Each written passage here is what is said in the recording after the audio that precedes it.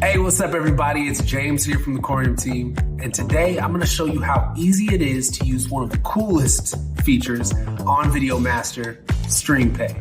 If you're like me and you love premium content, but you only wanna pay for what you're watching, you're gonna love this new feature.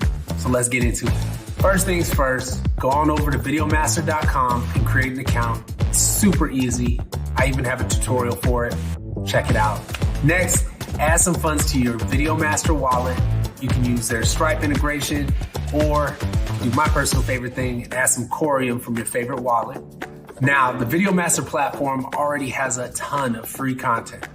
But when you're ready to start viewing some of the premium content, all you have to do is click on the video and you'll see this prompt. It'll show you the fee and just hit accept. And that's it. You only pay for what you watch. No extra fees, no ads, no nonsense. It's that easy to support your favorite creators and enjoy premium content without breaking the bank on Videomaster.